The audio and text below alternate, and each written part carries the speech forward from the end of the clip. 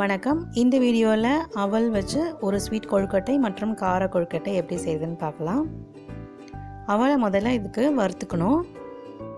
மிதமான தீயில் அவல் வறுத்துக்கோங்க. நீங்கள் வெள்ளை அவல் எந்த அவல் வேணாலும் எடுத்துக்கலாம். நான் இன்றைக்கி சிவப்பு அவல் எடுத்திருக்கேன்.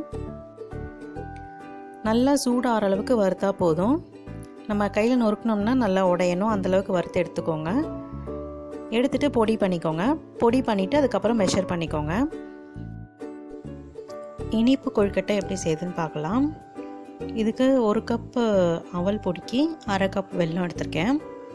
அரை கப் வெல்லத்தை ஒரு பாத்திரத்தில் சேர்த்துருங்க. அதுக்கப்புறம் 3/4 கப் தண்ணி சேர்த்துட்டு நல்லா கலந்து விட்டுக்கோங்க. அடுப்பை வந்து மீடியம் ஃப்ளேமில் வச்சுக்கோங்க. நல்லா கலந்து விட்டிங்கன்னா தான் வெல்லம் கரைஞ்சிரும், இல்லைனா அங்கங்கே அடிப்பிடிச்சிரும். இது கொதிக்க ஆரம்பிக்கட்டும். அப்போது ஒரு கடாயில் வடிகட்டிடலாம். வடிகட்டிட்டு இந்த பாகு வந்து கொதிக்கட்டும். கொதிக்க ஆரம்பித்த உடனே நம்ம பொடிச்சு வச்சுருக்க அவல் பொடியை இதில் சேர்த்துடலாம். நீங்கள் அவல் பொடிக்கும் போதே ஏலக்காய் போட்டாலும் சரி, இல்லதுக்கப்புறமா ஏலக்காய் போட்டாலும் நல்லாயிருக்கும். இப்போ அவல் பொடி போட்டுட்டு 4 ஸ்பூன் தேங்காய் திருகல் சேர்த்திங்கன்னா சரியாக இருக்கும். 4 ஸ்பூன் தேங்காய் திருகல் சேர்த்துட்டு நல்லா கலந்து விடலாம். உங்களுக்கு தேங்காய் திருவல் அதிகமாக பிடிக்கும்னா இன்னும் கொஞ்சம் கூட போடலாம். இதை நல்லா கலந்து விட்டுட்டு வாசனைக்கு 1 ஸ்பூன் நெய் சேர்க்க போகிறோம்.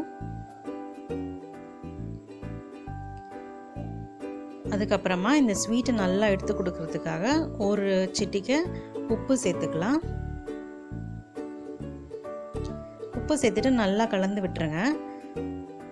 அடுப்பை வந்து இப்போ சிம்லேயே வச்சு நல்லா கலந்து விடுங்க. அதுக்கப்புறமா ஸ்டவ் ஆஃப் பண்ணிவிடுங்க. ஆஃப் பண்ணிவிட்டு இது நல்லா கொஞ்சம் நேரம் கை பொறுக்கிற சூடு வர வரைக்கும் ஆறட்டும்.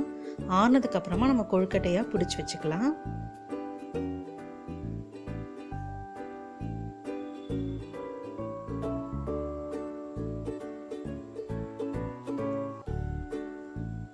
நான் இன்றைக்கி உருண்டை ஷேப்பில் பிடிச்சி வைக்கிறேன். உங்களுக்கு வேணும்னா பிடி கொழுக்கட்டை மாதிரி கூட பிடிச்சிக்கலாம்.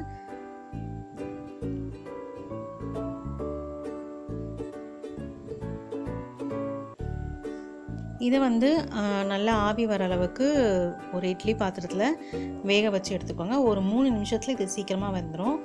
3 நிமிஷம் வச்சா போதும், அதுக்கு மேலே வைக்கணும்னு அவசியம் கிடையாது.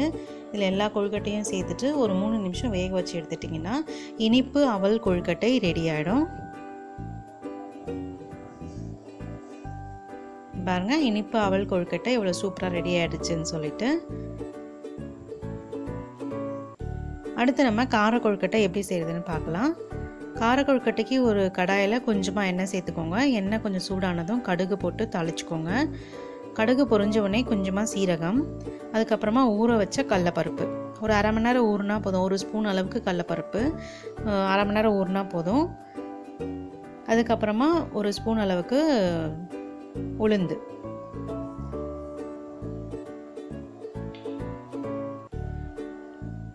கட் பண்ணி வச்சுருக்க காஞ்ச மிளகா, காரத்துக்கு உங்களுக்கு எவ்வளோ வேணுமோ அதுக்கு சேர்த்துக்கலாம். நான் இன்றைக்கி ஒரு 3 சின்ன மிளகா சேர்த்துருக்கேன். அதுக்கப்புறமா கொஞ்சோண்டு கருவேப்பிலை, பெருங்காயத்தூள், இதை சேர்த்துட்டு நல்லா கொஞ்சம் பிரட்டி விட்டுக்கோங்க. இது எல்லாமே மீடியம் ஃப்ளேமில் வச்சு பிரட்டினீங்கன்னா கொஞ்சம் அந்த கடலப்பருப்பு இதெல்லாம் நல்லா சிவக்கும் எண்ணெயில். அதுக்கப்புறமா ஒரு 4லேருந்து 5 ஸ்பூன் அளவுக்கு தேங்காய் திருகல் சேர்த்துக்கோங்க. சேர்த்துட்டு நல்லா கலந்து விட்டுருங்க. கலந்து விட்டுட்டு நான் வந்து 3/4 கப் அவல் எடுத்திருக்கேன். 1/4 கப்பு பச்சரிசி மாவு எடுத்திருக்கேன். இப்போ அதுக்கு 1 கப் அளவுக்கு தண்ணி சேர்த்துருக்கேன். அப்புறம் இதுக்கு தேவையான அளவு உப்பையும் சேர்த்துருங்க.